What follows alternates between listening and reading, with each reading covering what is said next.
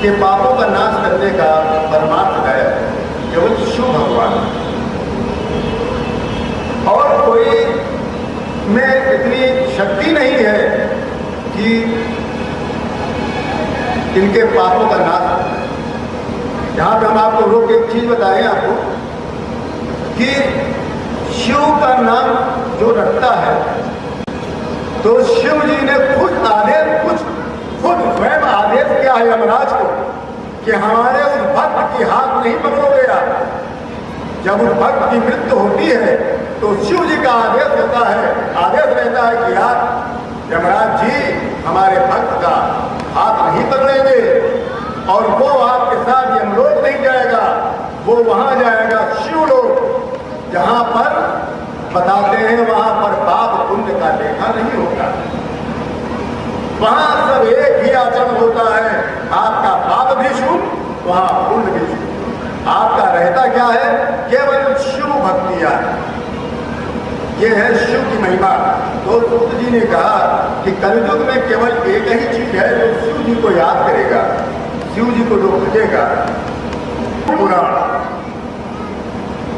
महाशिव पुराण की रचना स्वयं शिव भगवान ने किया है, और इसकी रचना सारे उपनिषद से निचोड़ के किया गया है। जैसे समुद्र का मंथन करके लक्ष्मी को निकाला था शिव जी ने, वैसे पूरे उपनिषद का मंथन कर शिव महापुराण का उदय किया है। क्यों किया कि पृथ्वीवासी अगर शिव पुराण का प्रतिदिन अगर एक ही पाठ करे तो एक साल में ये पूरा शिव पुराण पूरा हो जाएगा, और उसके पापों का नाश हो जाएगा, और उसके घर का वातावरण भी शुद्ध हो जाएगा। तो जहाँ जहाँ शिव पुराण की कथा की आवाज उसकी जहाँ जहाँ जाएगी उतना वातावरण शुद्ध होता चला जाएगा। ऐसी महिमा जी ने बताई।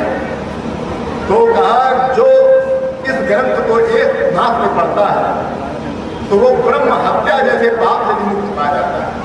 और यदि कोई शिवालय में बैठ के पढ़ता है तो या बेल के पेड़ के मूल भाग में बैठ के पढ़ता है तो उसको अद्भुत फल की प्राप्ति होगी। शिव पुराण में 1 लाख श्लोक है, 1 लाख श्लोक, मगर अब तो 1 लाख श्लोक नहीं बचे हैं, अब तो 24,000 श्लोक बचे हैं। और इसमें यह भी कहा गया है कि इसका अगर कोई एक श्लोक सुन भी लेता है, इसमें भी बताया गया है शिव जी का कोई श्लोक अपने कानों द्वारा सुन लेता है उसके पाप की मुक्ति हो जाती है। और शिव जी की एक ऐसी शक्ति मैं आपको बता दूं, शिव पुराण में लिखा हुआ है, स्कंद पुराण में भी स्पष्ट है कि आप शिवलिंग शिव मंदिर के बाहर से अगर आप गुजर जाए आपको आपके अंदर आपके अंदर शिव भक्ति पैदा होगा। और यदि आपने शिव दर्शन कर लिया उस समय, आप बताऊं आप जब मंदिर के अंदर जाते हैं तो मंदिर के अंदर आप नहीं जाते, आप जरूर जा रहे हैं फूल लेके, बेलपत्र लेके, जल लेके, दूध लेके, आप अंदर नहीं जाते। आपका पूरा शरीर अदृश्य हो जाता है उनके मुख्य द्वार पर। आपका वो जो तत्व होता है वो शिव तत्व निकल के जाता है वहां जब चला रहे। कोई मनुष्य अंदर नहीं जाता है तो वहां उसका शिव तत्व जल चढ़ाने जाता है। इसलिए भाइयों शिव की महिमा इतना अपरंपार है कि उसकी महिमा कोई वेद नहीं पूरा कर पाया, 18 पुराण नहीं कर पाए, सारे उपनिषद नहीं कर पाए। हम लोग तो यही मिल गए। कल मैं उस गुरु की पूजन किया था, हमारे गुरु पंडित विद्वान पंडित अयोध्या प्रताप शुक्ल, मैं उनको नमन करता। ये मिला हमको, यहाँ से मुझे सारे वेद मिले।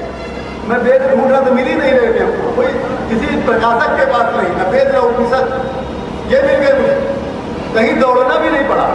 हम थे हमारे बहुत ही अधिकारी महोदय जी बैठे हैं, गंगा प्रसाद यादव जी, हम लोग जो ऐसे गए अपने आप मिल गया। लोग ढूंढते हैं हमको, अपने आप मिल गया। ये होता है शिव भक्ति की लीला, शिव की लीला। हम लोग कुछ सोचे ही नहीं थे, हम लोग यहाँ ये करें, ये सब अपने आप शिव भगवान की लीला और हमारे गुरु जी की महिमा और हमारे स्वामी जी की भी महिमा यहाँ है। वो भी बहुत दूर से आए हैं, कल से बैठे हैं हमारे पास। उन्होंने पूरा विधि पूर्वक सब करवा के कथा शुरुआत करवाई। आज के दिन का एक महामृत्युंजय का जाप चल रहा है। आज मगर हम लोगों के लिए शिव भगवान के लिए आ गए।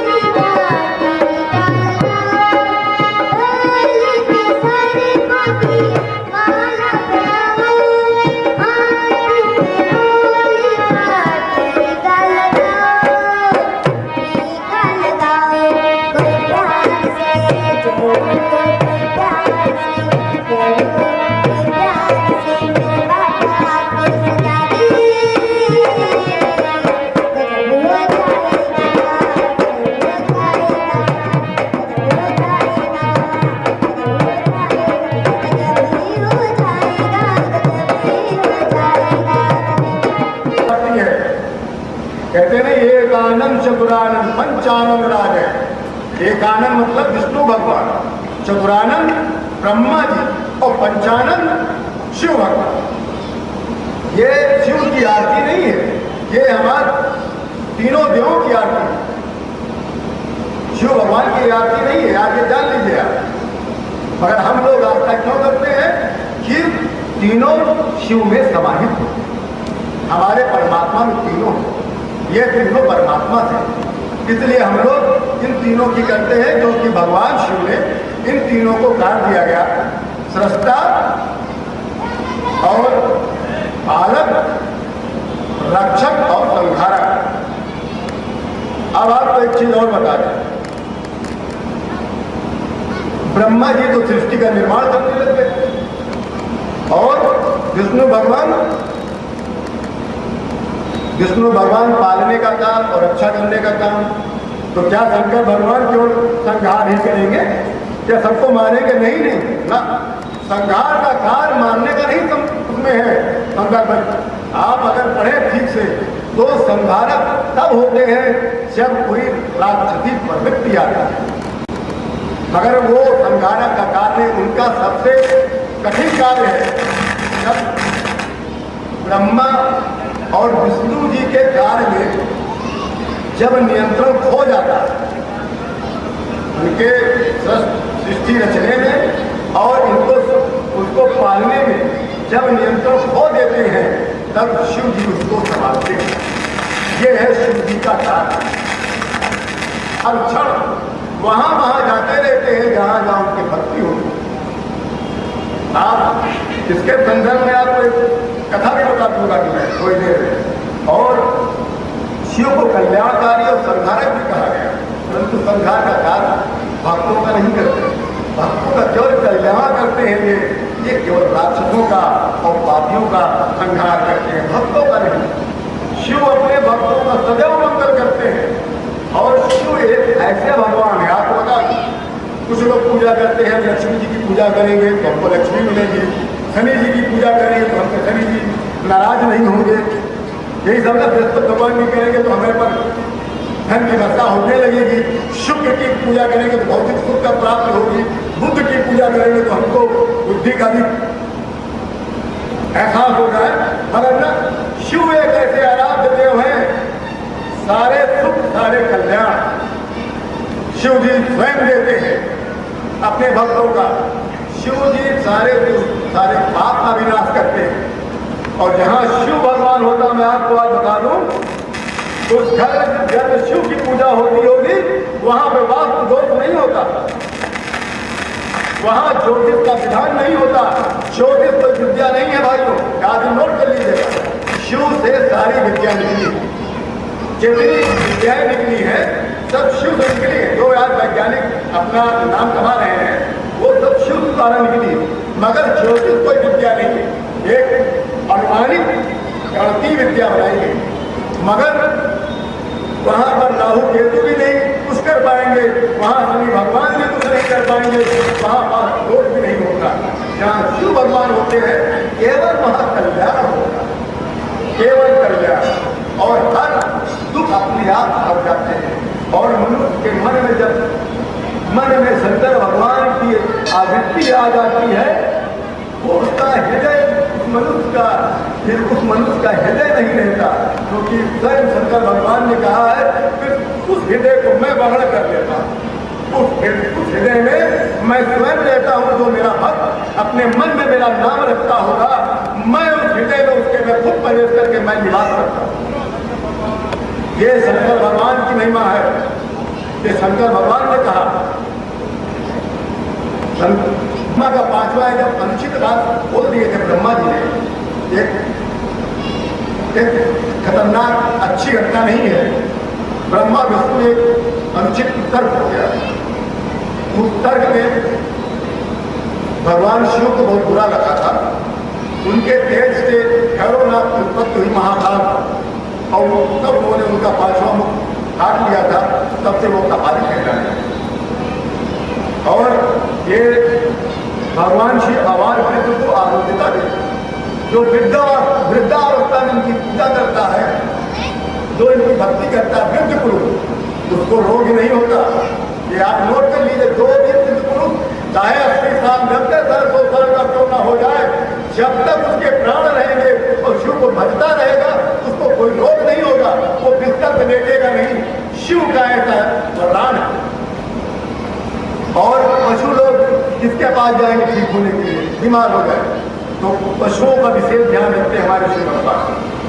पशुओं को स्वस्थ रखने का उनका अपने आप में है कि वो सब शिव के ही वंशज होते हैं, शिव के वरदान है सारे पशु। इसलिए शिव के हम लोग सारे पशुओं की हम लोग पूजा करते हैं। शिव जी हर पशु का स्वस्थ रखने का अपने को उनको वरदान है। और इस कारण हम लोग शिव जी को वैद्यनाथ कहते हैं।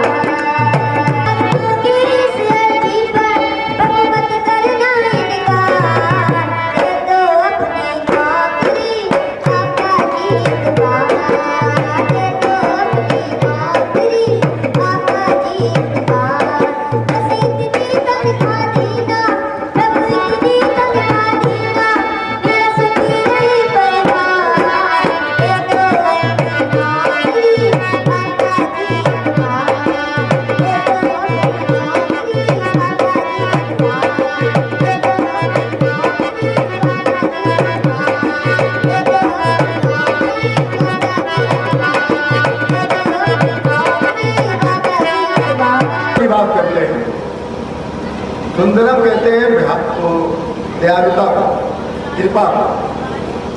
सुंदर शरीर चेहरे से नहीं दिया जाता, इनका सुंदर का दिया गया है कि इनकी दयालुता कितनी बड़ी है।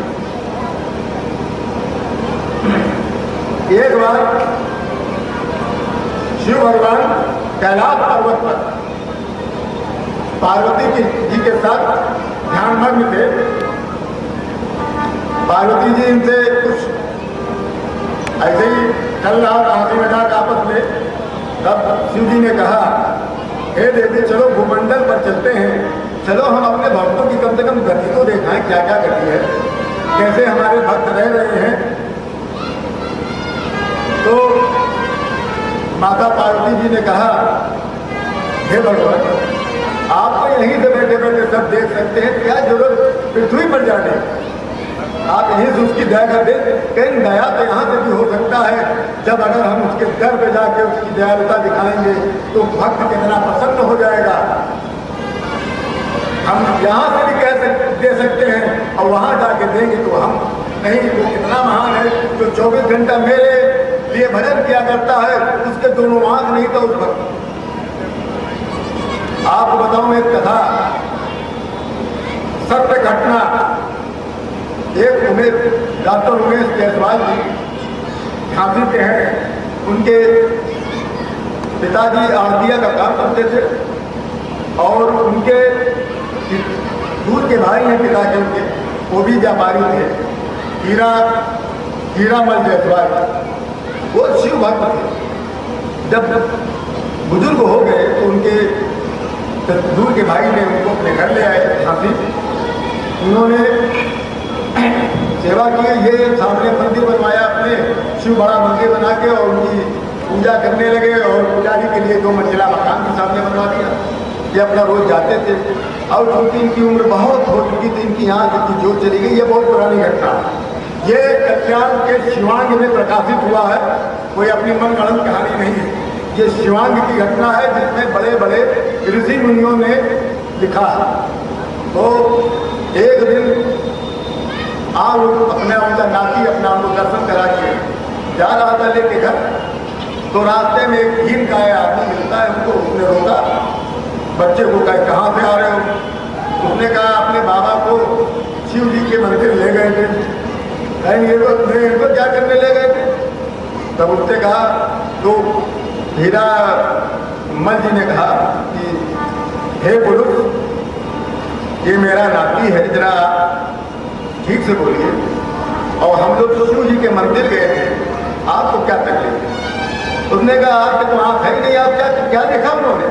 कहीं मैं उनको अब देखने नहीं गया, जितना देर मेरी आँख की रोशनी थी तब तक मैं उनको देखता रहा। अरे अब वो हमको तो देखे कि मैं उनके दरबार में आया हूँ, क्या मैं ही देखूंगा उनको? अब उनको देखने का वक्त है, वो मुझको देखे आके। तब उस पुरुष ने कहा कि ऐसा है बाबा, ये आँख लाओ खोलो थोड़ा देखते हैं। बात करते करते उनके घर के दरवाजे तक पहुंचा।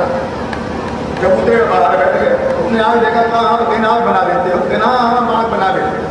आँख खोल के देखा और कहा कि आपकी आँख लगता है ठीक हो जाए, लाओ हम थोड़ा दवाई लगा के और कब एक पट्टी बांध देते हैं, हम 2 दिन बाद सवेरे आएंगे, आप तब तक मेरा इंतजार करना, पट्टी ना।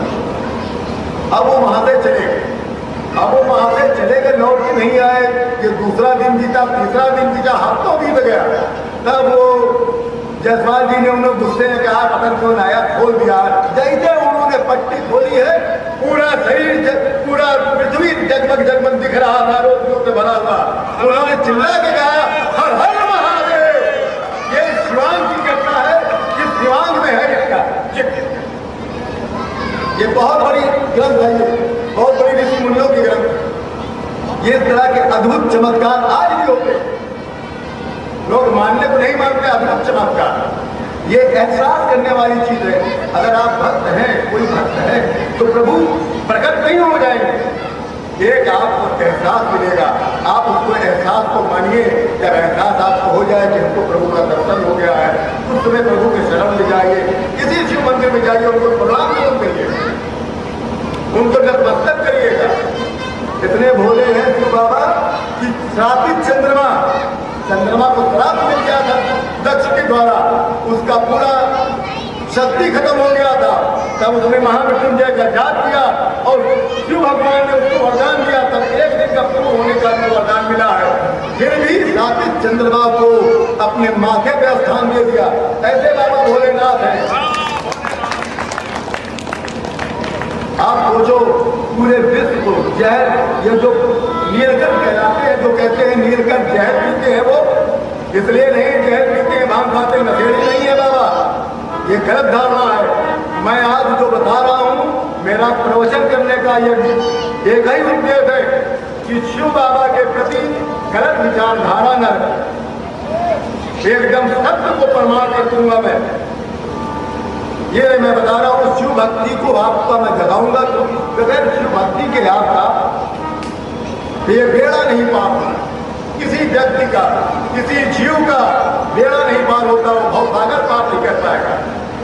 नीलकंठ समुद्र का मंथन हो रहा था और उसमें से जब विष निकल रहा था, भाइयों, वो भयंकर दिशाएं हो गई थी। बताते हैं, जैसा वर्णित है कि देवता लोग घबरा गए, कहीं प्रलय ना आ जाए, सारा नाश हो जाएगा, पूरा ब्रह्मांड का नाश हो जाएगा। तब ये भागते दौड़ते गए शिव जी के पास। शिव जी ने कहा कोई बात नहीं, घोड़ा नहीं।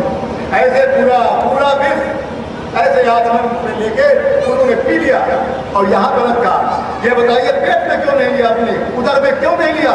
इसलिए नहीं लिया कि उदर में उनके भक्त रहते हैं, पूरा पृथ्वी उदर में है उनके, पृथ्वी का नाश हो जाएगा। इसलिए उन्होंने कंठ पे रख लिया, उसको रोक लिया वहीं पर, इसलिए वो नीलकंठ कहलाते हैं। बोलो हर हर महादेव। बोलिए बोलिए बाबा।